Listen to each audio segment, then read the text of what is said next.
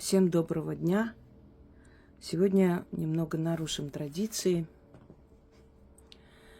И сниму я продолжение своих мемуаров не ночью, а днем. А кораблик у нас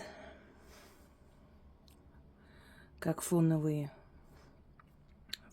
украшения, напоминание о том, насколько наша жизнь призрачна и быстротечна, и уплывает как корабль, раз и навсегда. Ну и если еще учесть, что это летучий голландец, то есть корабль-призрак, мираж, который уходит в никуда, появляется из ниоткуда и уходит в никуда. Я думаю, все со мной согласны, что особенно после 30 лет жизнь просто улетает. Может, время устроено так, что после 30 мы настолько уже заняты подрастающими детьми, домом, семьей, работой, не замечаем просто, как уходит время. Я просто вспоминаю, как я сюда переехала, почти 6 лет уже. И сегодня. Переехали в 19-м, начало 20-го года. И уже 2025, скоро 26-й. Как один миг. Лето прошло, осень. Зима. 2 суровые зимы были. Остальные так, терпимо. Это лето было вначале очень жарко, и прям тяжело было и работать, и вообще пережить каждый день. Аж сердце останавливалось от жары. И лето 2022, по-моему, тоже очень жаркое. Вот так улетело время. Последние годы очень часто вижу во сне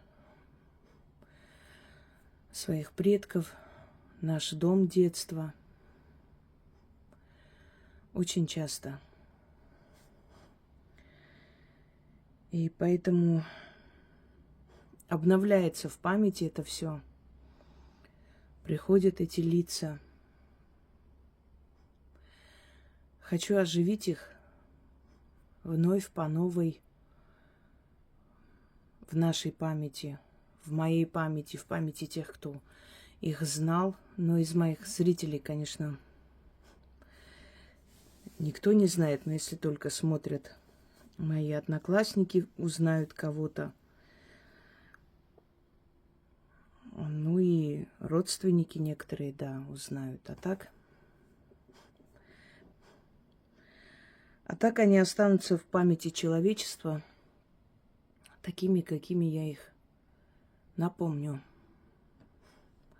Я стараюсь говорить и за, и против, и минусы, и плюсы каждого из них, потому что они были живые люди, как мы с вами. Совершали ошибки, делали добрые дела. Может, где-то делали нехорошие вещи кто-то из них. У всех по-разному, но по сути, в общем и целом, это были просто сельские жители, люди земли, люди, которые работали всю жизнь в колхозах, совхозах, каких-то предприятиях, в школах. В общем и целом, это люди, которые не нарушали никаких конов мироздания. Их руки не были по локоть в крови. Мирные жители. Дети своего времени. Дети советского времени. И многие из нас даже не поняли, что начиная с 2000-х годов мы оказались в совершенно новой цивилизации. И кто-то приспособился, кто-то борется до сих пор, но у нас совершенно иная цивилизация. Мы находимся с вами в иной абсолютной цивилизации. Не такой, которая была в 80-е годы, не такой, которая была в 90-е. У нас абсолютно новая цивилизация. Это не только с технологиями связано. Это связано и с моральным обликом человека. Когда говорили «конец света», многие буквально понимали конец света. Армагеддон. Конец света, конец старого света, новые устои. Разрушение всего того, на чем держалось человечество. Любовь, верность, верность Отечеству. Понятие Родина. Мы росли в такой сфере, что, читая исторические книги, все эти персонажи, причем неважно, это была история Армении, Грузии, я родилась там, и вот фильмы, которые показывались исторические, борьба грузинского народа с персидскими набегами, с арабскими набегами, завоеваниями, с османскими завоеваниями, понимаете? Мы это воспринимали, как будто это случилось вот буквально вчера. Все эти герои, все эти знаменитые полководцы, это были наша, часть нашей жизни. Родные, близкие люди, когда мы о них разговаривали, рассказывали друг другу. Ты знаешь, я сегодня вот закончила книгу вот в том моменте, где там вот такое-то случается, где Георгий Саакадзе приводит вот войско против османов. Причем Георгий Саакадзе, великий Маурави, написала русская писательница Анна Антоновская. И опубликовано было это в 1937 году. Там 5 томов, насколько я помню. У меня есть внизу великий Маурави. Маурави – это блюститель. Князей так называли. Их еще называли Эристави, что в переводе означает «голова нации». В принципе,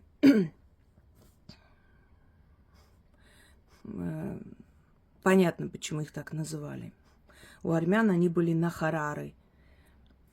Первейшие, первые, изначальные, важные, главные начальники. И вот великий Маурави, он переведен на разные языки, есть и на армянском языке, и есть на русском, на грузинском языках. Я когда читала, я прочитала армянскую версию «Великий Маурави».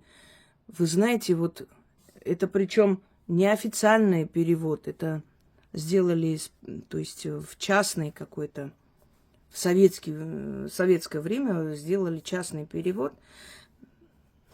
Это как самиздат был. Я за 2 недели, по-моему, прочитала эти все тома. Легко читается, очень красивый слог. Вот Саакадзе был для меня как наставник, что ли, старший брат. Я не знаю, как объяснить. Он настолько их образы для нас были вот близки, знаете, как близкие родственники, как наши друзья, как мы сочувствовали, мы понимали и пропускали через себя эту боль. Вот так надо воспитывать детей, чтобы и прошлое, и настоящее жили в одно время, чтобы мы говорили о том же, скажем, Дмитрии Донском не как много веков назад живущий князь, а как будто этот человек вот сейчас жил, сегодня. А сколько он перенес, а сколько он пережил. Он женился, по сути, на дочери своего врага. Враждовали тогда города русские. Но этой междоусобицей пользовались всегда враги. И он умер от сердечного приступа молодым, 43, что ли, ему было. Он-то победил, мы знаем победы Донского. Но мало кто говорит о том, что после этой победы ворвались в Москву монголы, уничтожили практически все население. 1/3 часть только населения, и то чудом спаслась, убежали. и сожгли Москву. И когда он вернулся и увидел это все, просто понял, какой ценой. Да, по-моему, Москву, не Киев. Просто надеюсь, что я не путаю, да. И он понял, какую цену он заплатил за эту победу. Что это все на его совести теперь, эти смерти. И люди говорили, вот князь потешил свою гордыню, одержал победу, смотри, в каком мы теперь состоянии. И он от этих переживаний, он по новой построил город, с нуля начал. Супруга была беременна, когда он умер. Умер от этой боли. Евдокия была беременная. И она пишет, я не молода уже и не стара, кому я теперь нужна без тебя? И когда она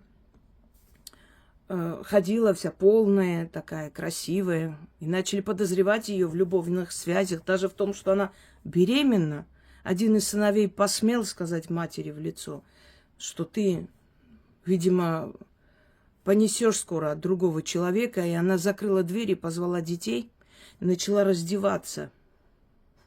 Когда старший сын сказал, негоже нам видеть наготу твою, а она сказала, гоже, вы мои дети, это тело вас родило, вырастило и выкормило, вы должны видеть ее правду. И когда она сняла себя, они увидели измотанное, просто изнеможденное тело, впалую грудь, абсолютно костлявая она была, и вериги, которые висели на ней. Она себя наказывала за то, чтобы, может быть, что-то не то делаем мы с народом, может, в чем-то мы не правы, чтобы на наших детей не пошло это наказание. Она сама себя наказывала за что-то.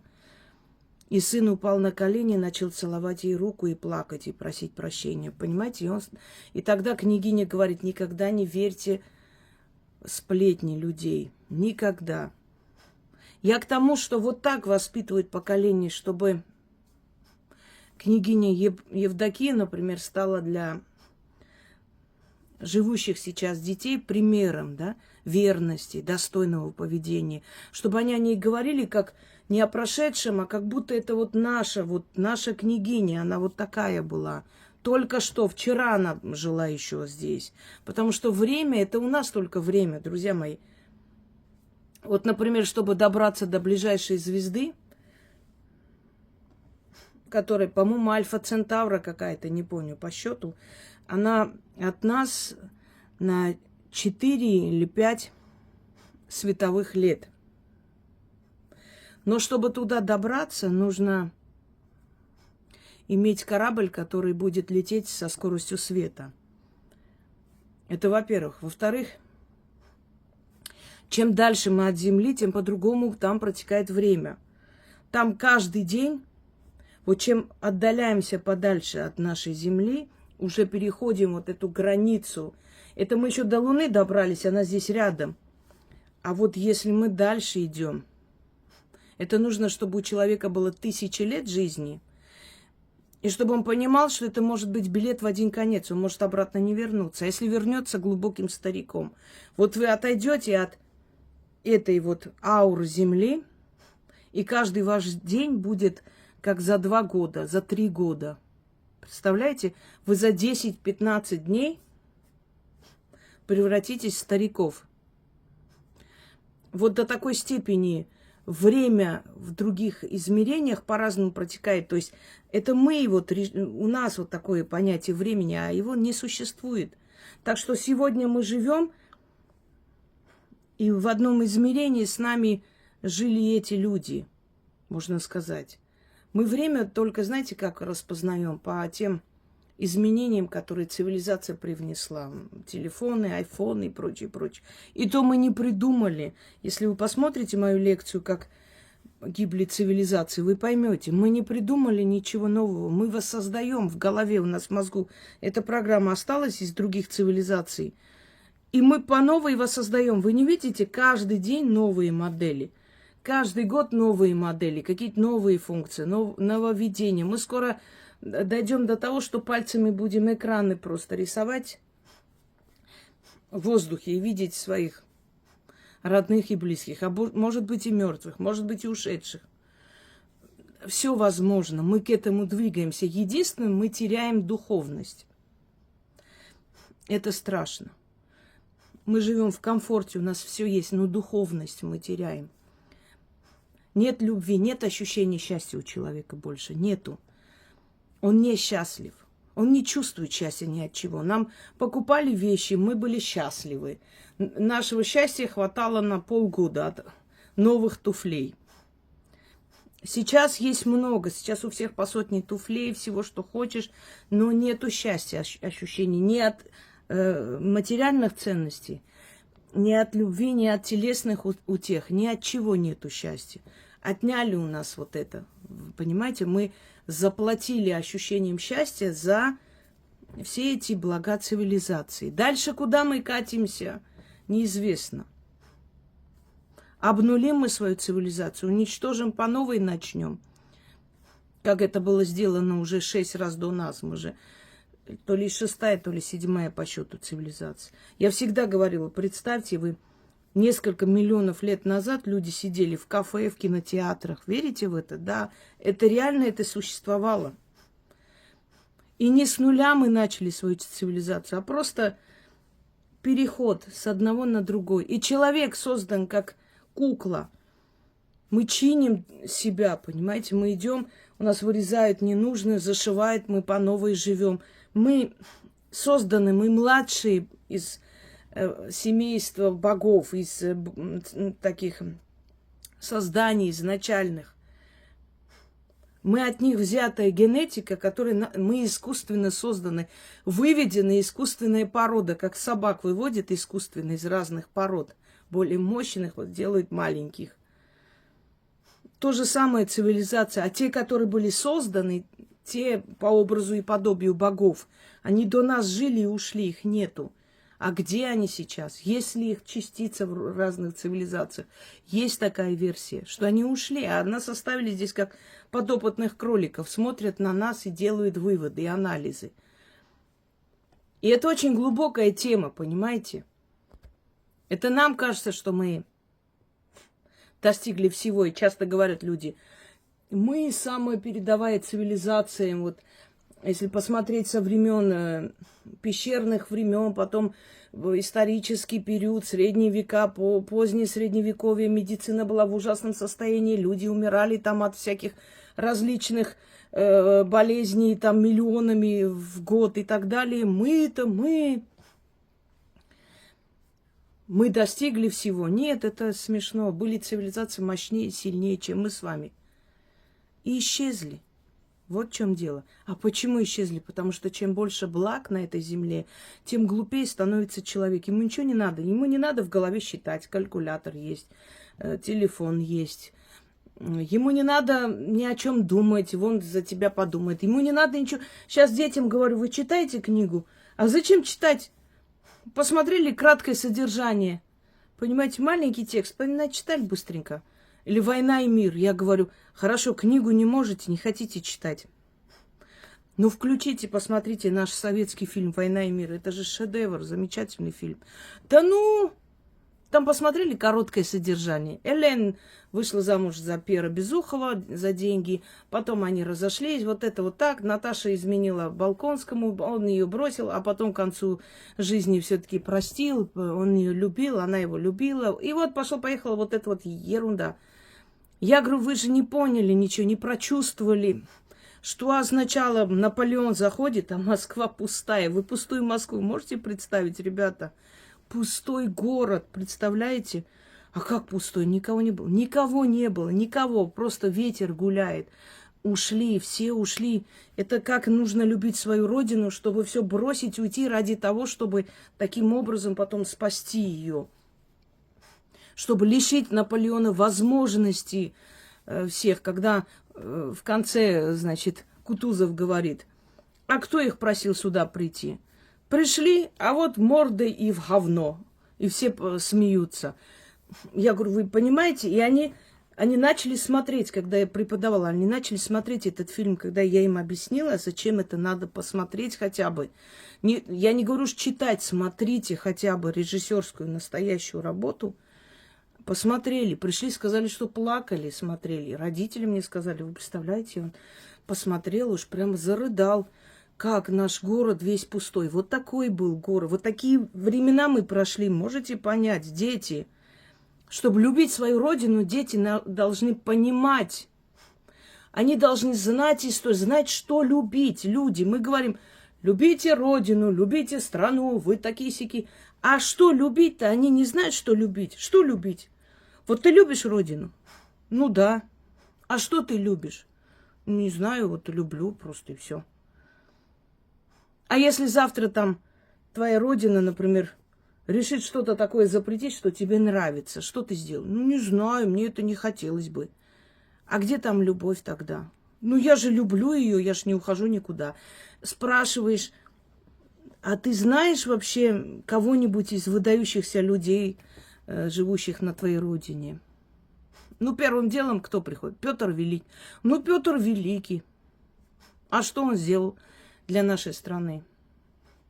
Ну, не знаю, там корабли строил. Понимаете, не знают они. Вот надо научить вот сквозь себя пропускать всю эту боль и все, что происходило тогда. В человеке просыпается гордость, какое-то ощущение родства и так далее. Ну, в общем, вот целую лекцию мы с вами провели. Перейдем к сути.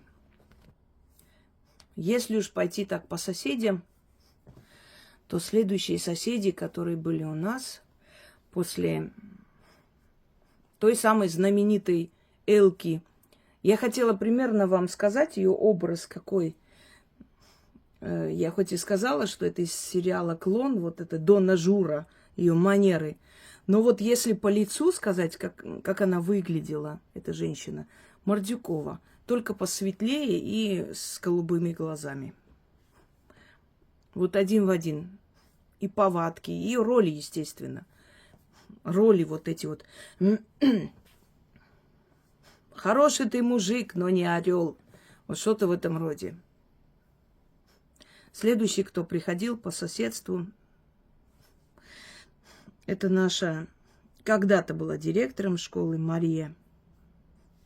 Наша учительница русского языка, литературы, а потом и историю преподавала.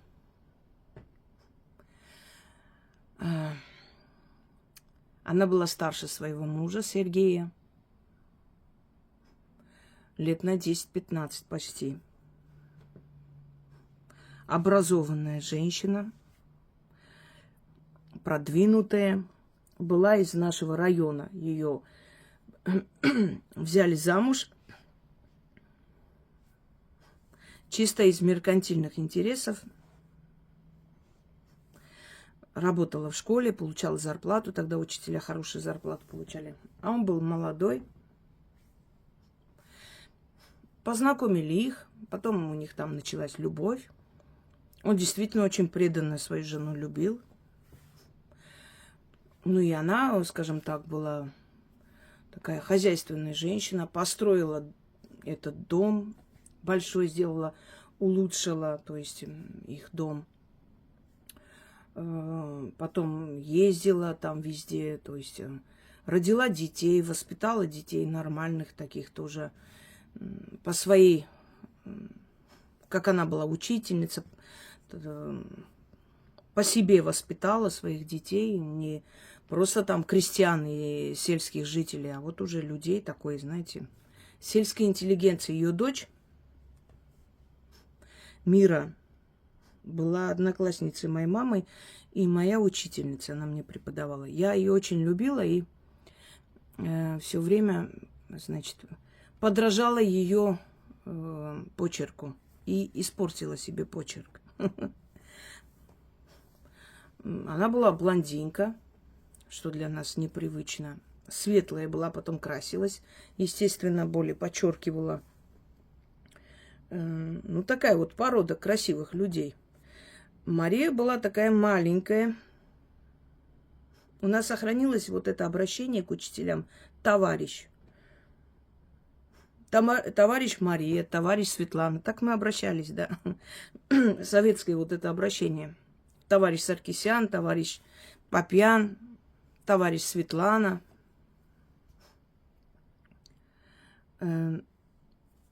Одевалась она, я ее помню до сих пор. Ее называли за глаза чебурашкой. Она была маленькая. Какую-то ушастую такую шапку одевала, современную, конечно, вся в мехах ходила, перчатки. Ну, кто у нас интеллигенция в селе? Учителя. Учителя были для нас всегда примером, как они одевались, как они разговаривали. Я один раз помню, ее увидела в халате, мне чуть плохо с ней стало.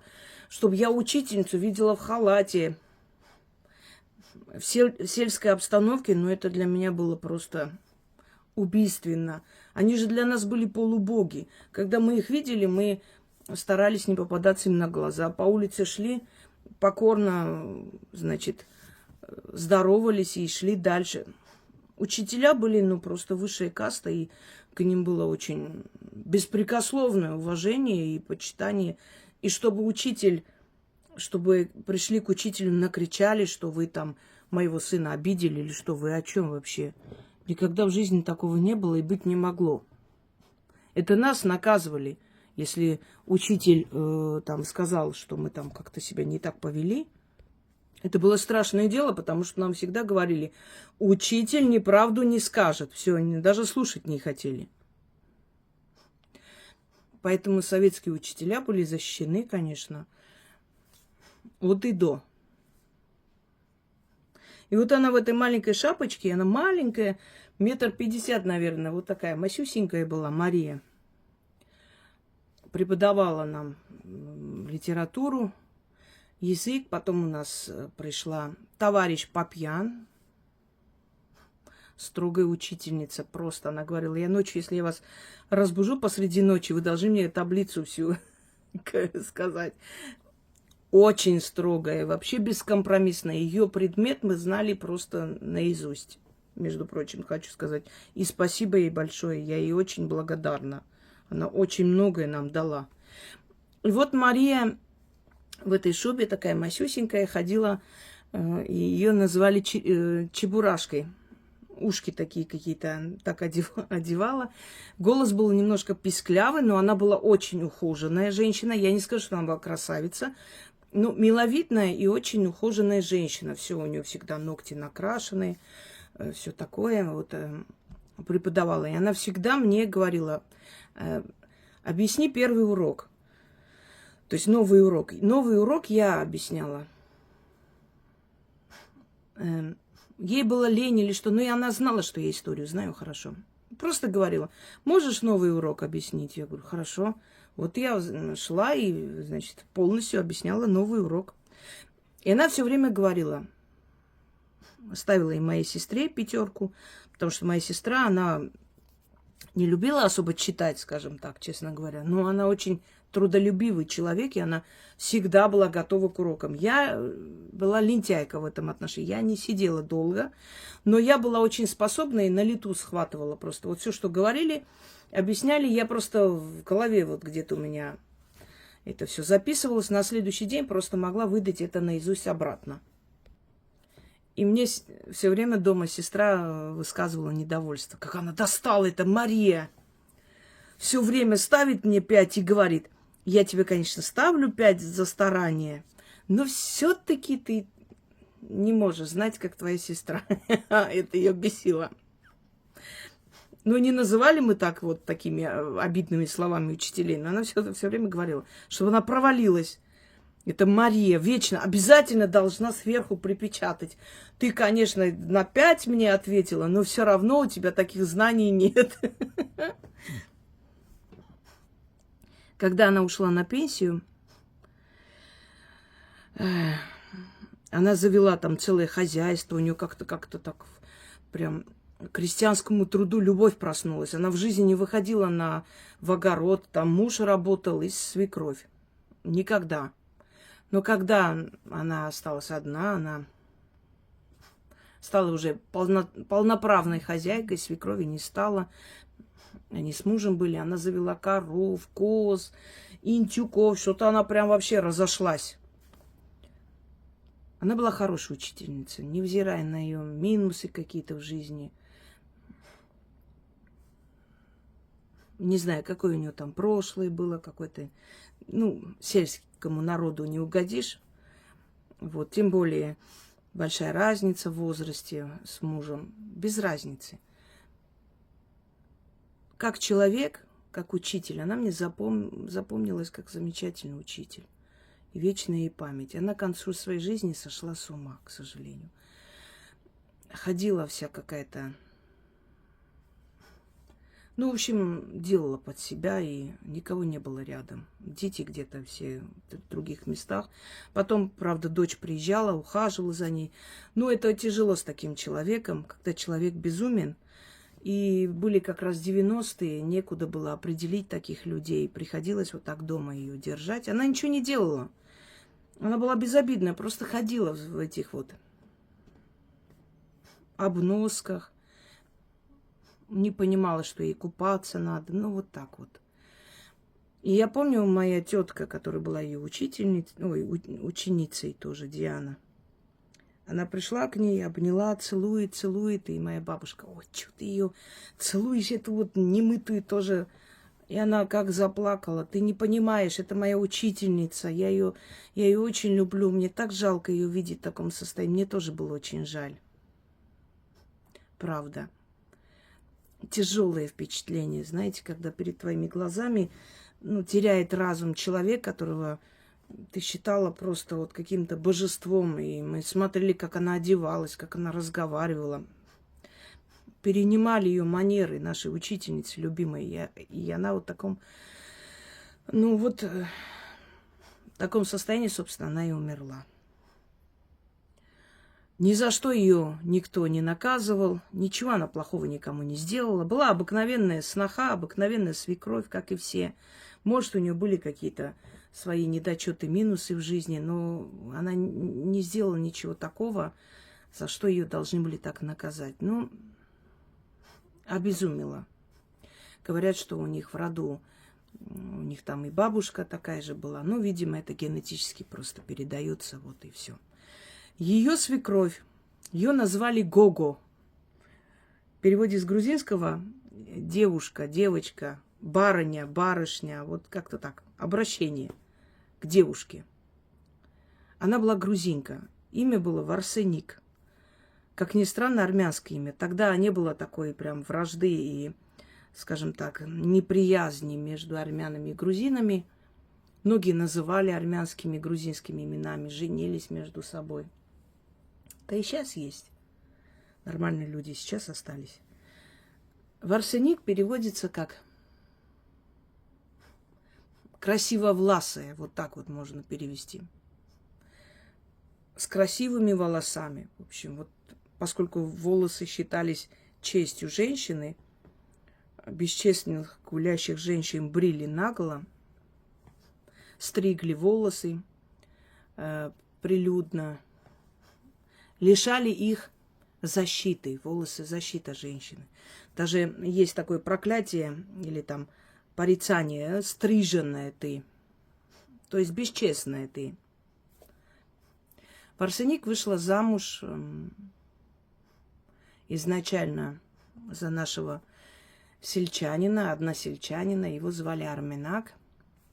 У него первая жена умерла, была маленькая дочка. Это та самая маленькая дочка, которая вышла замуж за брата моей бабушки Аршака. И потом убежала с азербайджанцем, когда его посадили, отправили в ссылку. Он был продавец магазина, недочет нашли в сталинское время. Его отправили туда, в Иркутск. Он вернулся уже контуженным, больным человеком оттуда. Но я об этом рассказывала. Если что, еще уточню. Это первая дочь ее мужа. Ну, она и родила и своих детей. Потом Арменак ушел на фронт. Ему было где-то, ну, я так понимаю, 25 лет. И ей примерно так же. И он там во время обороны Крыма погиб. И вот Варсеник осталась с этими детьми, с первой дочерью мужа и своими детьми абсолютно одна. С 25 лет до 90 эта женщина абсолютно была одна. Естественно, так и не вышла замуж. Кто там замуж выходил, чтобы она вышла? И всю свою жизнь, естественно, воспитала их, поставила на ноги, женила, выдала замуж. Исключительной доброты. Я ее до сих пор помню. Такая полненькая, кругленькая, с очень добрым лицом. Если кто болел в селе, она просто вот летела помогать, несла лекарства, яблоки, не знаю, молоко. Это вот скорая помощь нашего села. Я таких добрых людей ни до, ни после не знаю. Откуда в этой женщине столько доброты, абсолютном одиночестве, полунищее существование, потому что тогда отсутствие мужа в семье – это полуголодная жизнь. Мужчины работали в основном и как бы содержали семью. Потом, когда дети выросли, начали ей помогать. Потом, тем более, сын женился на Марии. Она тут встряхнула все, привела в порядок. Дом подняли, все. Как бы уже начали жить более-менее нормальной жизнью. А так ее вся жизнь была очень, очень тяжелая. И вот спрашивается, когда некоторые люди говорят: я столько перенесла в жизни, поэтому я такая злая. А эта женщина столько перенесла в своей жизни. Там и старые родители его, естественно, остались на ее плечах. Дети. Неродная дочь, которая, может быть, слушалась или не слушалась. Она уже была большая, когда ее привели как сноху новую. И вот представьте, это все было на этой женщине. И ничего, она не озлобилась. Как была добродушная, так и осталась всю свою жизнь до конца. Следующий у нас по счету идет семья, которая к нам, так бы, родственных отношений не имели, но ее называли тетей. Тамара. Еще меньше, чем Мария. Она вообще была как полулилипутка, такого вот типа человек. Была она сирота. Ее подобрали мой прадед и прабабушка. И воспитали как свою дочь, и выдали замуж. Выдали замуж в хорошую семью. Муж был почтальон села. Когда рассказывали, как звали его Мушех, Мушех приходил, возил, то есть забирал почту из района и привозил домой. Люди шли с поклоном, просили выдать им письма. Он еще и недовольный, не даете отдохнуть.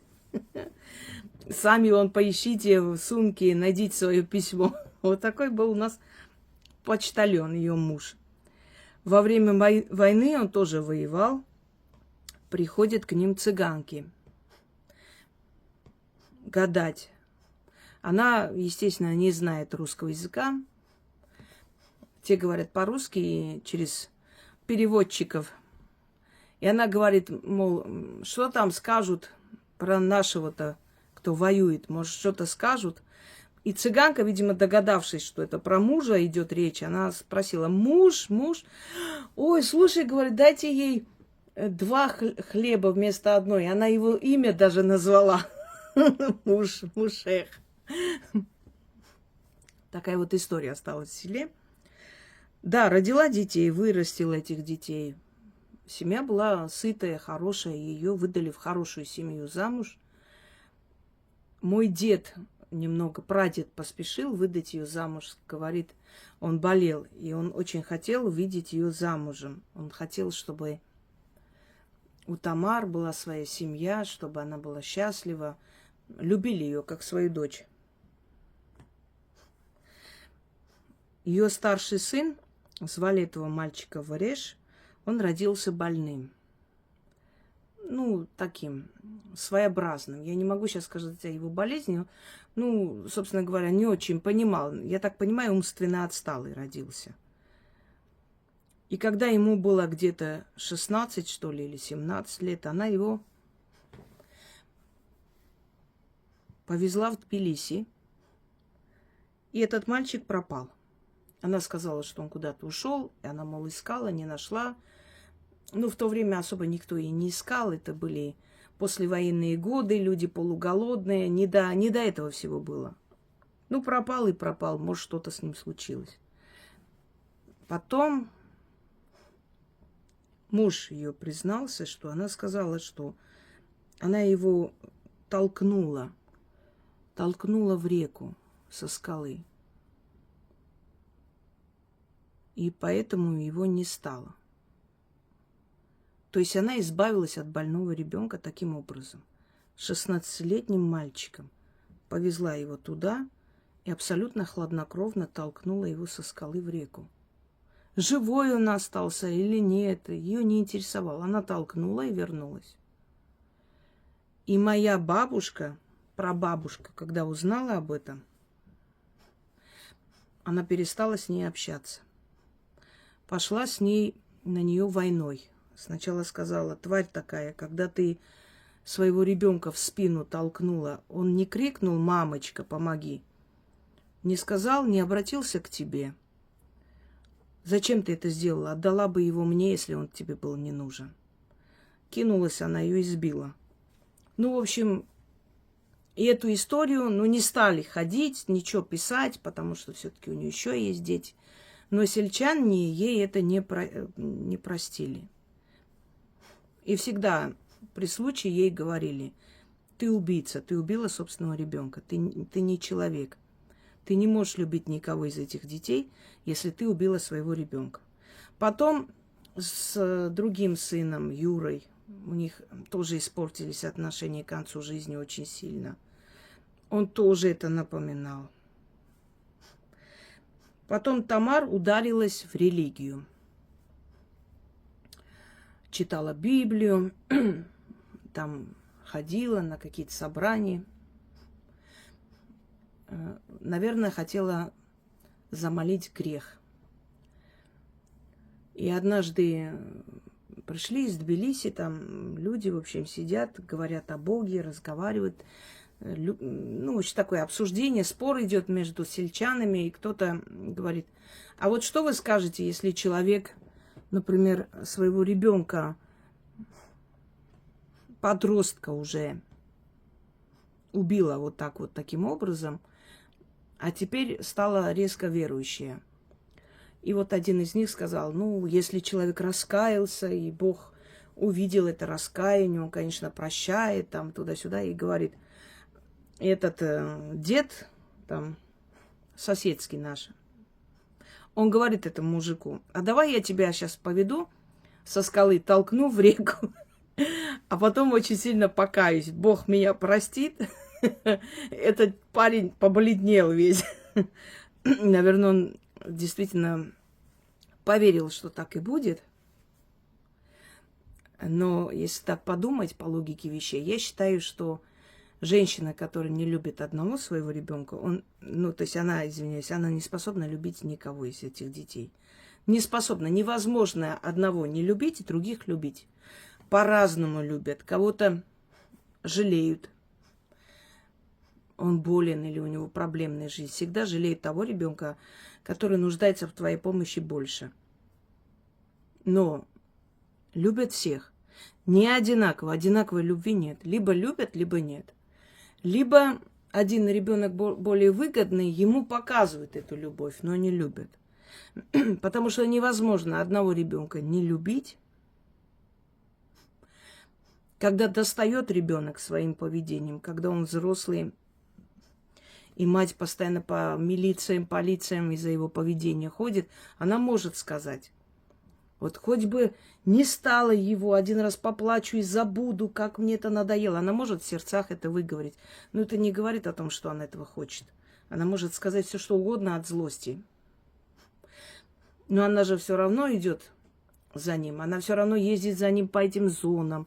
Она пытается ему помочь. Она надеется, что он поменяется. Может, он поумнеет. Может, он погуляет, успокоится. Понимаете, в любом случае мать надеется, что сын одумается. Это значит любит.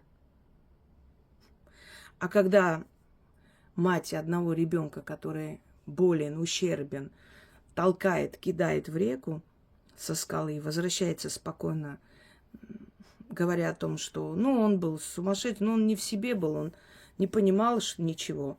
Я его отвезла якобы к врачу, а он сбежал и потерялся. Это через несколько лет она призналась, что она это сделала. Сказала мужу, потому что тот собирался пойти написать какое-то заявление, чтобы его искали. Ей пришлось это сказать, чтобы помешать ему, потому что она понимала, что если дальше будут расследовать, это все раскроется. И вот так вот родные, близкие, потом село это узнали. Вот. Прожила она неплохую жизнь. Умерла в глубокой старости. Дети, внуки, сейчас у них большая семья. Они знают, что их бабушка, она была приемной дочерью моей прабабушки. То есть она наша была, ее воспитали. Но кровь берет свое. Говорят, что когда-то ее мать точно так же поступила с кем-то из детей, либо в младенчестве задушила, или что-то в этом роде. Но она сама осталась сиротой в маленьком возрасте. Родители погибли. Точнее, умерли во время коллективизации. Можно сказать, с голоду. Потому что людей все забирали просто, отбирали полностью, понимаете? И кто мог, кто с помощью родственников выживал, потом опять дом строил, поднимался, коров там, коз и так далее заводили по новой, начиналось это все, те выживали, остальные нет. Людей просто обрекали на этот голод. Вспомните, голодные Поволжье, люди ели друг друга. Это ужасное, конечно. Начало коммунизма, именно вот коммунистов, неправильно сказал, и красный террор, и 1937 год, это все надо признать, это было, это часть нашей истории. Не нужно приукрашивать ничего. Потом пришли другие люди. Но изначально они загубили целый этнос, загубили. Но если у крестьян все отобрать, так еще фашисты поступали. Они, когда брали города и селения, они просто отбирали все у людей. Оставляли их на голодную смерть. Вот и все. Они прекрасно понимали, что люди зимой, что они сделают? Корову забрали, коз забрали, кур забрали. Все вычистили из подвалов, припасы забрали. Что человеку делать? Умирать с голоду, воровать идти или что-то еще, понимаете? То есть у них не было цели дать населению жить и платить налог. Нет, их цель была Россия без русских, вообще без населения, имеется в виду фашизм. Поэтому те люди, которые хоть малейшее оправдание этому ищут, это подлые люди, это подонки. Потому что они изучают это все, они видят реальность, они знают правду, но говорят то, что им выгодно. Это подонки. Не было цели у немцев, то есть фашистской Германии, как-то, не знаю, просто завоевать и пусть народ там дальше живет. Нет. Угоняли в плен, уничтожали, расстреливали, вешали, забирали все припасы. Люди жили впроголодь, в нищете, в беспросветности просто. Постепенно умирали, кто от болезни, кто от ран, кто от голода, кто еще от чего-то. Это страшно. Сотни тысяч хоронили. Через некоторое время, чтобы убрать следы, в Беларуси в частности, откапывали эти тела. Люди же говорили, жители, что вонь, зловоние шло за километры. Возили туда заключенных, составляли откапывать эти все тела, их сжигали. Они четко рассчитывали на столько-то тел, сколько нужно горючего, их сжигали, потом расстреливали тех же заключенных, кто там работал, то есть концы в воду. И понимаете, какие чудовищные, просто людоедские вещи происходили, ну, в течение вот этих сотни лет на нашей земле. Когда мы говорим о других странах развития, там, Америки, вы забывайте, что их отделял океан и отделяет. Они прошли какие-то там потрясения, революции, север с югом воевал, да. Но по сути своей революции, Первая мировая война, Вторая мировая война, все эти горячие точки, голодоморы, все это все, вы представляете, это все пройти и выстоять, и выжить, еще и экономически как-то не потухнуть, развиваться как-нибудь. Вы когда хотите, чтобы у нас была экономически передовая страна, вы полистайте нашу историю. За последние 100 лет одни войны, революции, разрушения, Афган, Чечня, Приднестровье, чего только. То есть мы ж не приходили в себя, мы не отдыхаем, мы не набираемся сил. Только дети выросли, 20-25 лет, уже идут, уже в жертву идут в войне.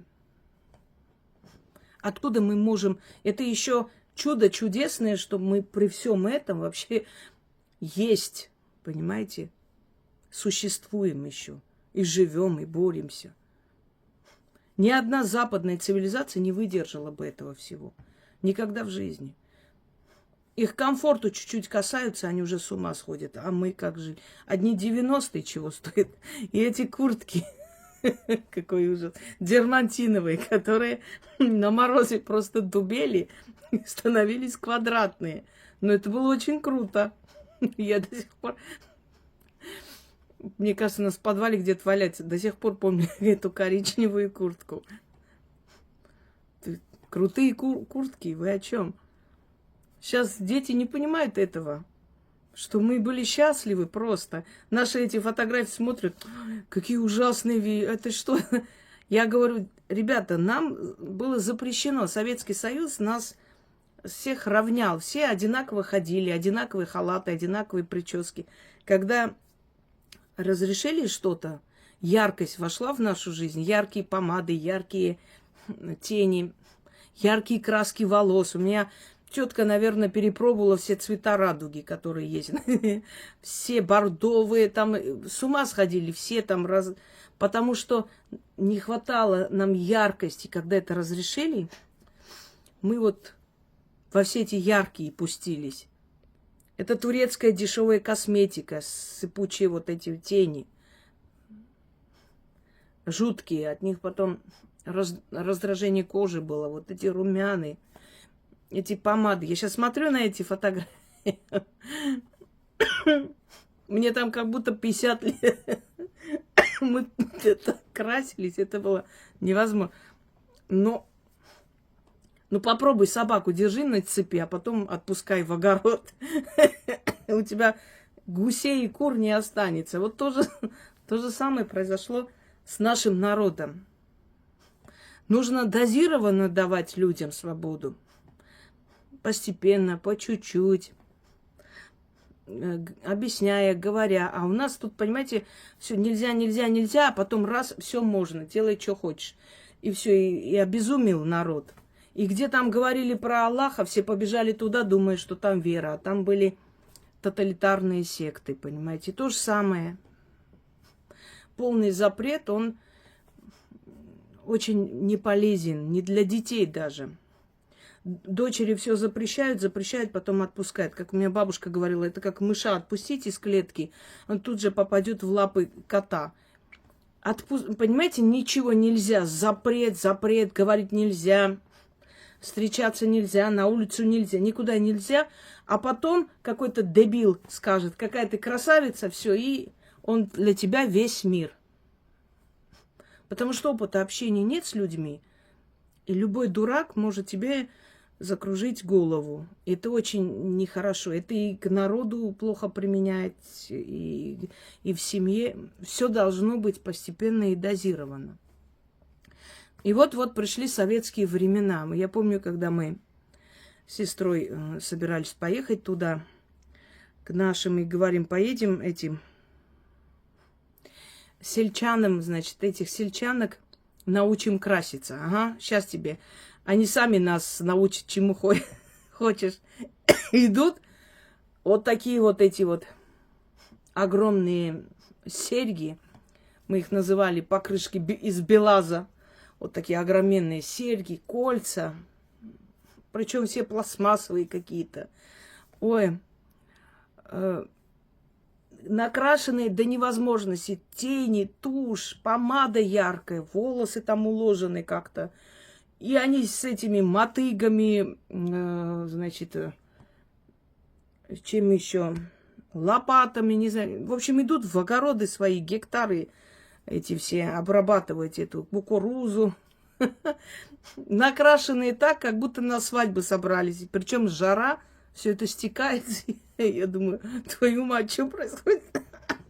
Я говорю, а вы куда идете? Да мы это, в огород. Тогда какие-то огороды давали, новые эти земли обрабатывали. Государство тогда ничем не занималось, казна была пустая. И вот людям дали, вот выживайте как можете. И они вот кукурузу сажали. И в таком виде они пошли туда. Понимаете? С одной стороны, жалко, я понимаю, что они молодые, им хочется, но вдруг там какой-нибудь жених мимо пройдет, а я не накрашена. И самое интересное, ведь каждую из этих девчонок сосватали и там влюбились в нее. Как раз такой момент, когда она была не накрашена, ничего.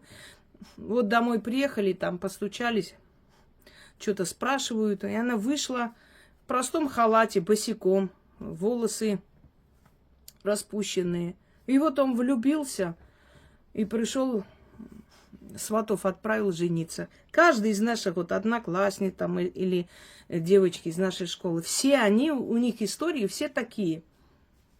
Она там воду несла, она там ковер мыла во дворе, она там, не знаю, красила забор в рабочей одежде. Вот в этот момент мужчины чаще всего влюбляются, а не тогда, когда ты вся такая, знаете, готовая к охоте.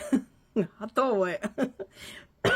Как у нас директор посмотрел на нас 11 класс, когда закончили. В общем, он так пришел, посмотрел, говорит, у меня такое ощущение, что я попал в племя Чунгачгука. Все были такие накрашенные, что не дай бог. Свободу дали, мы же уже большие, взрослые. Можно и покрасить себя слегка. Но это так, образно выражаюсь. Я думаю, что сегодня на этом мы с вами остановимся. И дальше продолжу.